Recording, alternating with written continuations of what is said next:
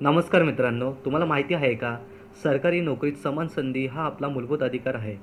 हा अधिकार आपल्याला देतो भारतीय संविधानाचा आर्टिकल 16. आज आपण आर्टिकल 16 सोप्या मराठीत समजून घेणार आहोत.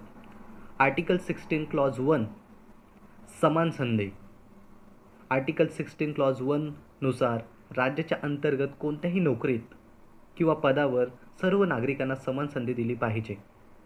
म्हणजेच कोणतीही सरकारी नोकरी फक्त काही लोकांसाठी राखीव नसून सर्व पात्र नागरिकांसाठी खुली असली पाहिजे.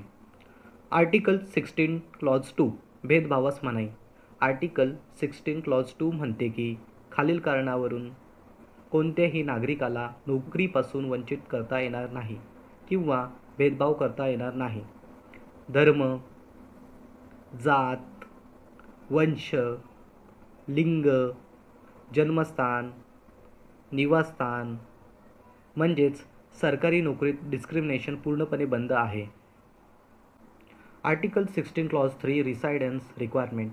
आर्टिकल 16 क्लॉज 3 नुसार संसदेला अधिकार आहे की काही विशिष्ट सरकारी नोकऱ्यांसाठी त्या राज्यात किंवा केंद्रशासित प्रदेशात राहण्याची अट लागू करू शकते. उदाहरणार्थ स्थानिक प्रशासनातील काही पदे. आर्टिकल 16 क्लॉज 4 रिझर्वेशन म्हणजेच आरक्षण.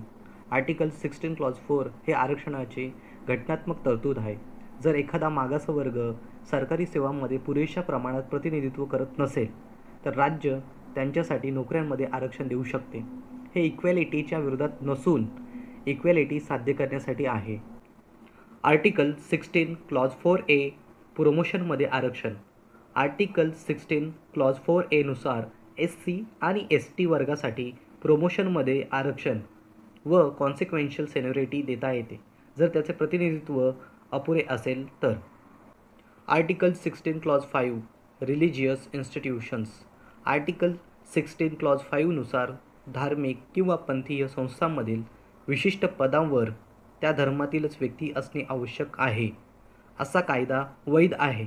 तर मित्रांनो, आर्टिकल 16 हा सरकारी नोकरीतील समान संधी, भेदभावास मनाई आणि न्याय्य आरक्षणाचा भक्कम आधार आहे. अशाच संविधान आणि कायद्यावरील सोप्या भाषेतील व्हिडिओसाठी चॅनलला सबस्क्राईब करा, लाईक करा आणि शेअर करा.